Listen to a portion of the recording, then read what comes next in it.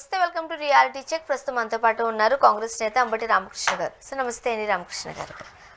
మనం తెలంగాణ అసెంబ్లీ సమావేశాలలో బీసీ బిల్లును ప్రవేశపెట్టారు రిజర్వేషన్లకు సంబంధించి. ఫస్ట్ ఆఫ్ ఆల్ ఏం చెప్తారు మీరు? ఇదొక అద్భుతమైన చారిత్రాత్మక ఘట్టం.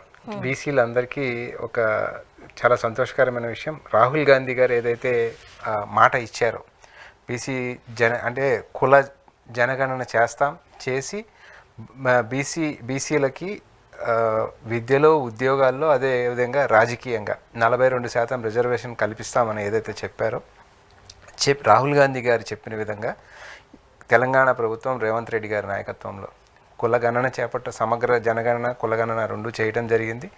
దానికి అనుగుణంగా రిజర్వేషన్స్ని ఇవాళ 42%, ఎడ్యుకేషన్లో అండ్ ఎంప్లాయ్మెంట్లో 27% ఉన్నది.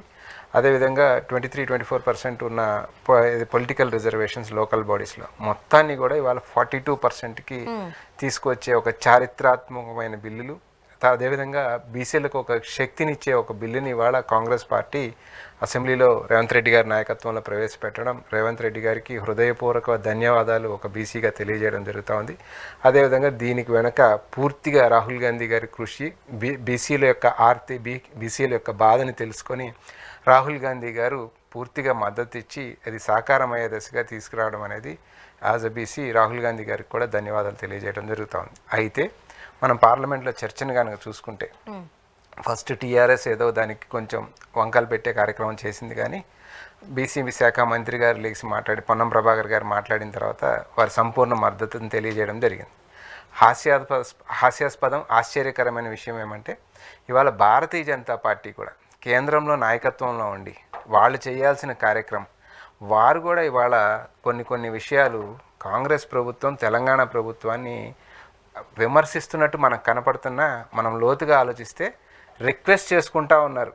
ఇవి కూడా చేయండి, బీసీలకి ఇది చేస్తే ఇంకా ప్రయోజనం కలుగుద్ది అని ఇవాళ భారతీయ జనతా పార్టీ నాయకులు ముఖ్యమంత్రిని రిక్వెస్ట్ చేసుకుంటా ఉన్నప్పుడు యాక్చువల్గా అదంతా చేయాల్సింది ఎవరంటే కేంద్రంలో ఉన్న నరేంద్ర మోడీ ప్రభుత్వం దేశవ్యాప్తంగా చేయాల్సిన దాన్ని ఒక రాష్ట్రంగా చేసిన తర్వాత ఆ నమూనాని దేశవ్యాప్తంగా నరేంద్ర మోడీ అమలు చేసి దాని ద్వారా సాధ్యమయ్యేటట్టు చేసుకొని రావాల్సిన భారతీయ జనతా పార్టీ కూడా ఇవాళ కాంగ్రెస్ నాయకత్వంలోని రేవంత్ రెడ్డి గారిని రిక్వెస్ట్ చేసుకోవడం అనేది ఇక్కడ ఆలోచించాల్సిన విషయం.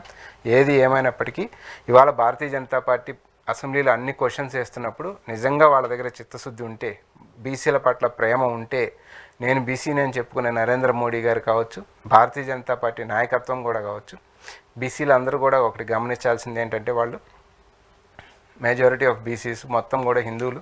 సో ఈ హిందువులందరికీ మేలు జరిగే విధంగా వాళ్ళు ఆ బీసీ రిజర్వేషన్ 42%ని అమలు చేసే దిశగా చెయ్యాలి అని వారిని కూడా డిమాండ్ చేస్తూ ఉన్నాం. ముఖ్యంగా ఈ బీసీలకు సంబంధించిన సమస్య, రిజర్వేషన్ బిల్లు సంబంధించిన సమస్య ఎప్పటి నుంచో కాదు.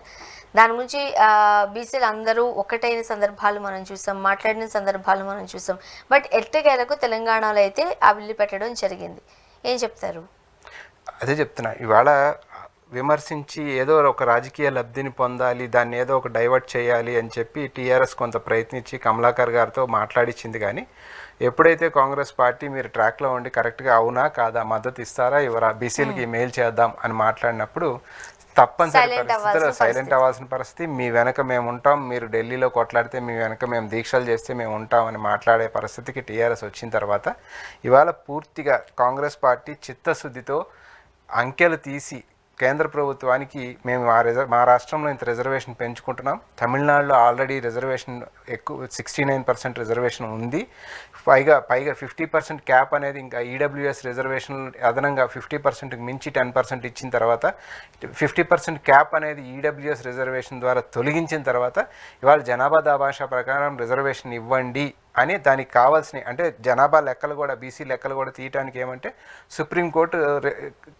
ఏ విషయం కోర్టు కేసులోకి వెళ్ళినా సరే హైకోర్టు నుంచి సుప్రీంకోర్టు బీసీ రిజర్వేషన్లు వెళ్ళినప్పుడు సుప్రీంకోర్టు ప్రతిసారి క్వశ్చన్ చేస్తూ ఉంది, మీరు ఇంతమంది జనాభా ఉన్నారని ఏ రకంగా చెప్పగలరు, ఎంతమంది జనాభా, మీ శాతం ఎంత, మీకు ఎంత శాతం ఇవ్వాలి, లెక్కలు లేవు కదా అనేది వాళ్ళ క్వశ్చన్. సో వాళ్ళ లెక్కలు తేల్చిన తర్వాత ఇది మా పర్సంటేజ్, కోర్టులు కూడా ఆలోచించాలి, కోర్టులు కూడా ఈ 75 సంవత్సరాలుగా వీరికి జరిగిన నష్టాన్ని పరిగణించాలి, అక్కడేదో కొంత సామాజిక వర్గం అక్కడ ఉన్నారు కాబట్టి వాళ్ళందరూ వీళ్ళని తొక్కిపెట్టాలి అనే ఆలోచన కాకుండా ఇప్పటికైనా 75 సంవత్సరాల తర్వాత వీళ్ళకి న్యాయం చేద్దామనే ఉద్దేశంతో ఈ 42% కేంద్ర ప్రభుత్వం పార్లమెంట్ ద్వారా చట్టం చేసి ఆమోదించి పంపాలి.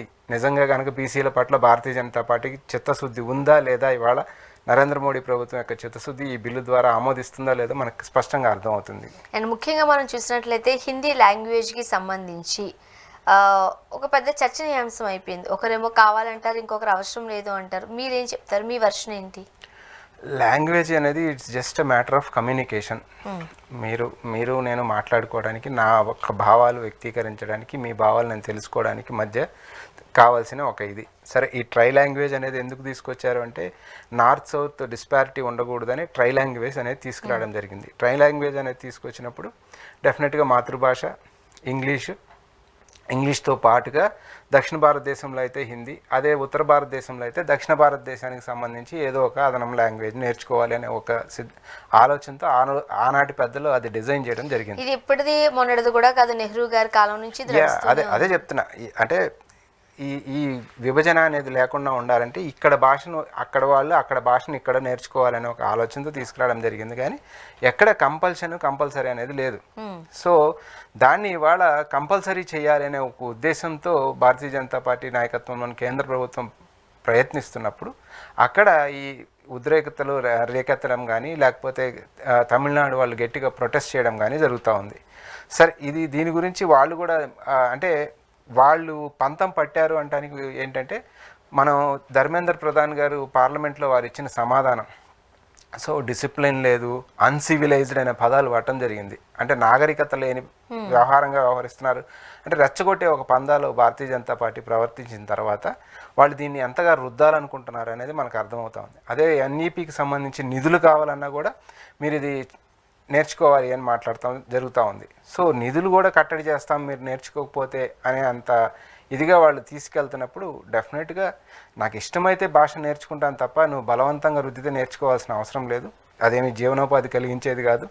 ఈ సైన్సో లేకపోతే మ్యాథమెటిక్సో లేకపోతే సోషల్ స్టడీసో ఏదైనా పొట్టకూటి కోసం ఉపయోగపడేది ఏదైనా అదనంగా నేర్చుకో అని చెప్పి ఇన్సిస్ట్ చేస్తే దానివల్ల ఒక అర్థం ఉంది. కానీ దీనిని ఒక ఆధిపత్యం కోసం వాళ్ళు తీసుకురావడం అనేది ఎంతవరకు సమంజసం అనేది కూడా మనం అర్థం చేసుకోవాలి, ఆలోచించాలి. ముఖ్యంగా హిందీ లాంగ్వేజ్ అనేది ఇప్పుడు ఫర్ ఎగ్జాంపుల్ మీరు ఢిల్లీ వెళ్ళారనుకోండి, ఏ భాషలో మాట్లాడతారు, ఏ భాషలో కమ్యూనికేట్ చేస్తారు రాహుల్ గాంధీ గారికి? సో ఖచ్చితంగా హిందీ వచ్చి ఉండాల్సిందే. బట్ అది ఆప్షనల్గా ఉండాలని కొంతమంది అంటున్నారు. నేర్చుకుంటే తప్పేంటి అనేది మరి కొంతమంది అంటున్నారు. పవన్ కళ్యాణ్ గారు కూడా అదే అంటున్నారు, నేర్చుకుంటే తప్పేంటి అని. హిందీ రాహుల్ గాంధీ గారి దగ్గర వెళ్ళినప్పుడు నేను హిందీలోనే కమ్యూనికేట్ చేయాలని రూల్ ఏం లేదు. నేను ఇంగ్లీష్లో కమ్యూనికేట్ చేసుకోవచ్చు.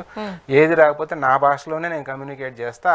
రాహుల్ గాంధీ గారు ట్రాన్స్లేటర్ని ఎవరినో పెట్టి అర్థం చేసుకునే పరిస్థితే తప్ప, అంతేగాని నువ్వు హిందీ నేర్చుకొని ఆంధ్రప్రదేశ్ నుంచి నా దగ్గరికి రా అని రాహుల్ గాంధీ గారు ఎక్కడా చెప్పలా. రాహుల్ గాంధీ గారి స్పీచెస్ మీరు పార్లమెంట్లో చూసినా కూడా ప్రతి లాంగ్వేజ్ని, ప్రతి కల్చర్ని, ప్రతి రిలీజియన్ని, ప్రతి కాస్ట్ని మనం గౌరవించాలి. వాళ్ళ యొక్క ప్రాముఖ్యతని, ప్రాధాన్యతని వాళ్ళకి ఇవ్వాలి. ఏ ఒకళ్ళపైన ఆధిపత్యం చెలాయించకూడదనే రాహుల్ గాంధీ గారు మాట్లాడింది. సో ఇవాళ ఇప్పుడు ఈ డిస్కషన్ ఎందుకు వస్తుంది? ఒక ఆధిపత్య భావాన్ని ప్రదర్శించడం వల్ల డిస్కషన్ వచ్చింది. మాకు ఆధిపత్యాన్ని మేము ఒప్పుకోము అని మాట్లాడుతూ ఉన్నారు. సో దాన్ని ఇవాళ హిందీ నేర్చుకుంటే తప్పేంటి అని ఆయన మాట్లాడుతూ ఉన్నారు. ఇంకొకటి వచ్చి రేపు చైనీస్ నేర్చుకుంటే తప్పేంటి? ప్రపంచంలోనే అత్యధిక జనాభా కలిగిన దేశం చైనా కదా, చైనీస్ లాంగ్వేజ్ ఎందుకు నేర్చుకోకూడదు అంటాడు.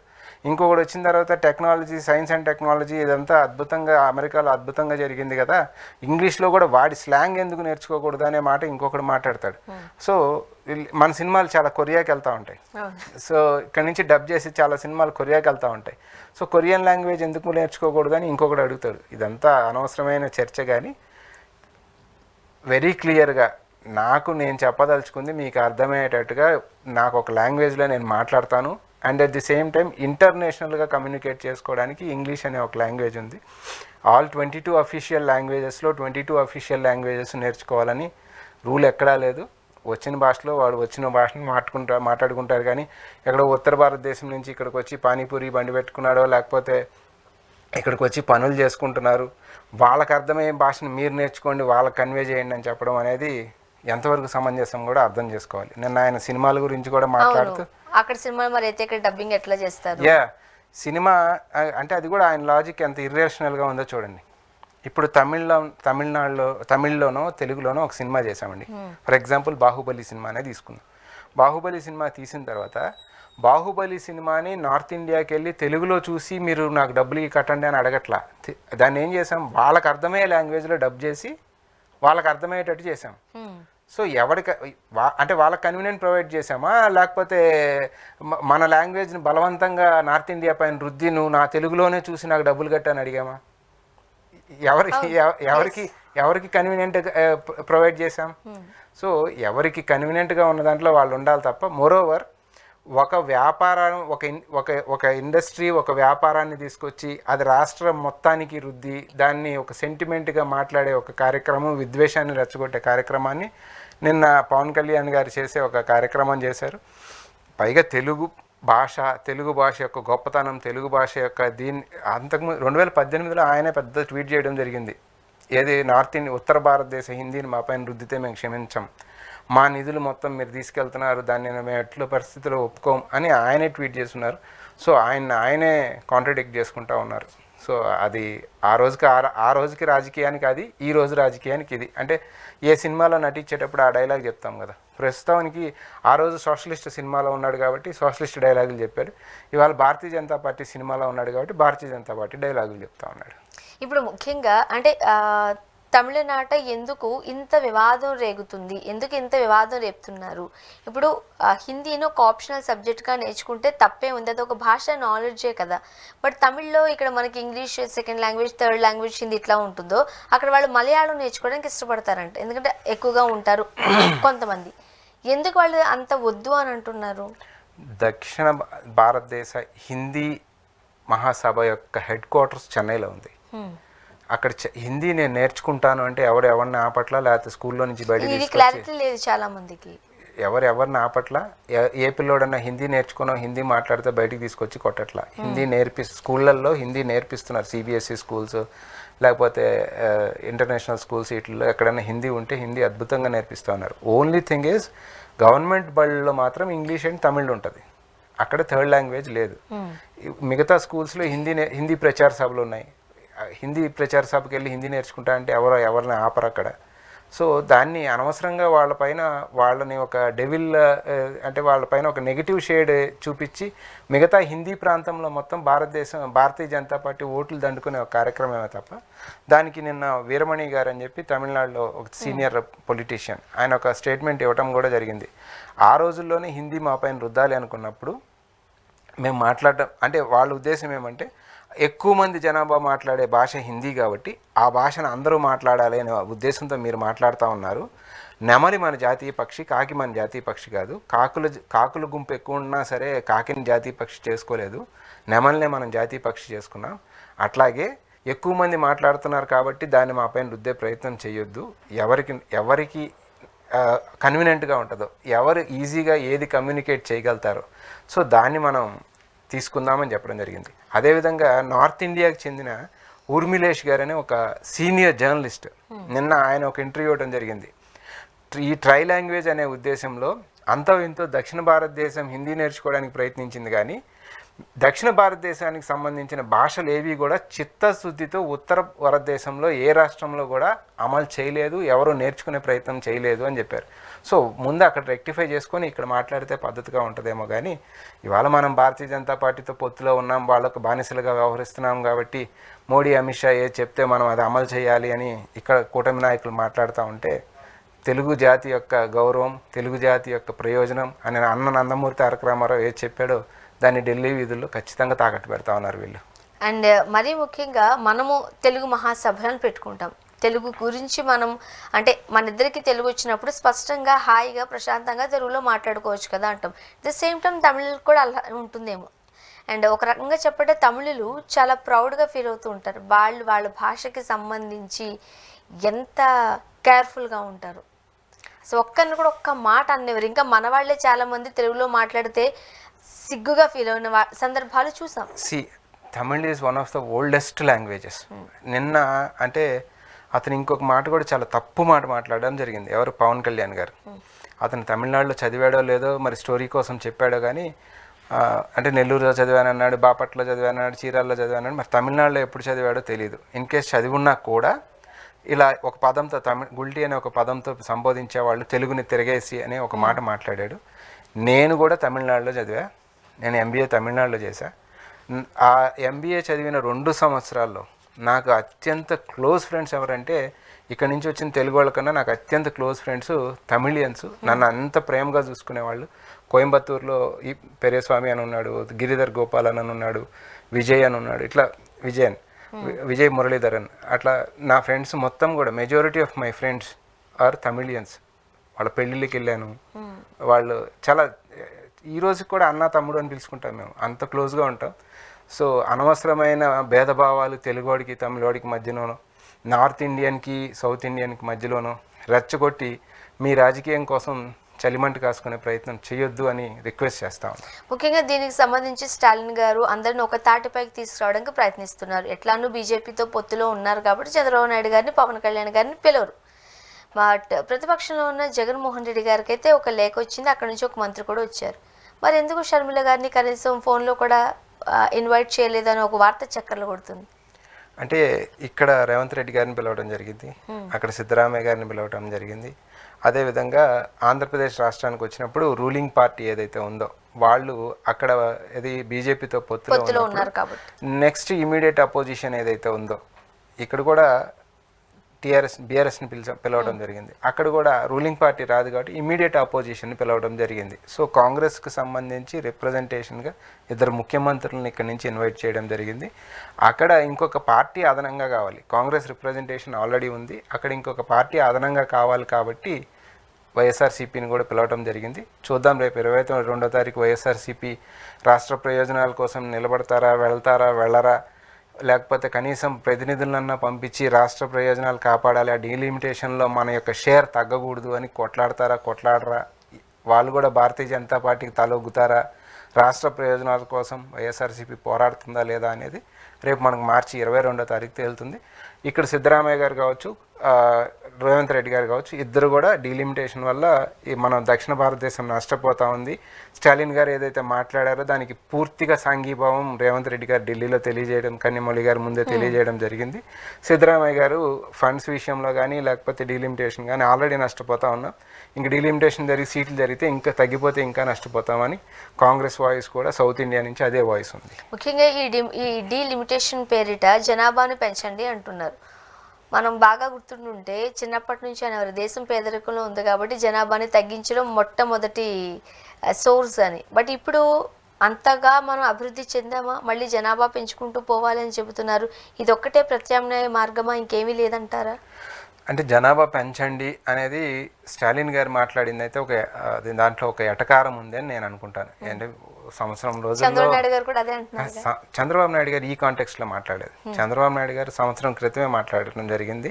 చంద్రబాబు నాయుడు గారు ఎందుకు అంటే చంద్రబాబు నాయుడు గారు బహుశా ఇస్తానన్న వాగ్దానాలను నెరవేర్చలేని పరిస్థితి, తల్లికి వందనం కానీ ఇస్తానన్న వాగ్దానాలను నెరవేర్చలేని పరిస్థితుల్లో ఇవాళ మళ్ళీ జనాభాని పెంచండి, ఇంకా అంత వాళ్ళకి ఏమి ఇస్తారు, వాళ్ళని ఏం చేస్తారు, రాష్ట్రం ఆర్థికంగా దివాళా తీసింది, డబ్బులు లేవని మాట్లాడుతున్న చంద్రబాబు నాయుడు గారు జనాభా పెరిగితే వాళ్ళని ఏం చేద్దాం అనుకుంటున్నారు అంటే మరి కూలి పనులకి జనాభా తగ్గారు కాబట్టి జనాభా పెంచమని మాట్లాడుతున్నారేమో మనకు తెలియదు. కానీ చంద్రబాబు నాయుడు గారి ఆలోచన పక్కన పెడదాం. కానీ స్టాలిన్ గారు అయితే మాత్రం అవతల జనాభా ఎక్కువ ఉన్నారు కాబట్టి సీట్లు పెంచుతూ ఉన్నారు, ఏది జనాభాని తగ్గించండి అని మనం చెప్పిన రోజు మనం జనాభా తగ్గిస్తే ఈరోజు పనిష్ చేసే పరిస్థితి కనపడతా ఉంది.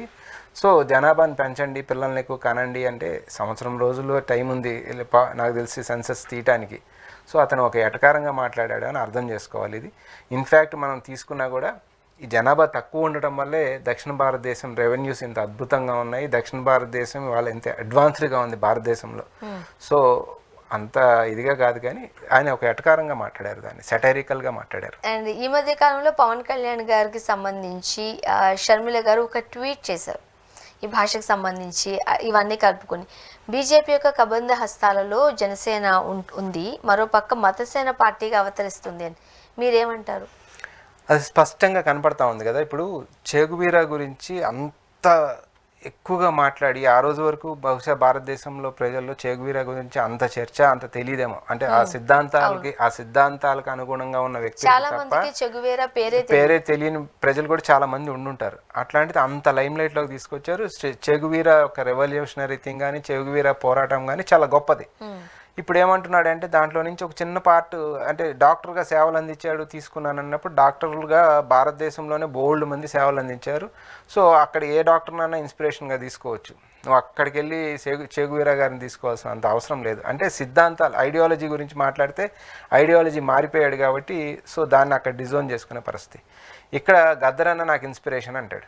గద్దరన్న మీకు ఇన్స్పిరేషనే. ఎప్పటి వరకు మీరు 2019 ఎలక్షన్ కొట్లాడే వరకు గద్దరన్న నిజంగానే పవన్ కళ్యాణ్ గారు ఈ సోషలిస్ట్ భావజాలతో కొట్లాడుతున్నారేమో అని గద్దరన్న మీ భుజం తట్టి ఉండొచ్చు.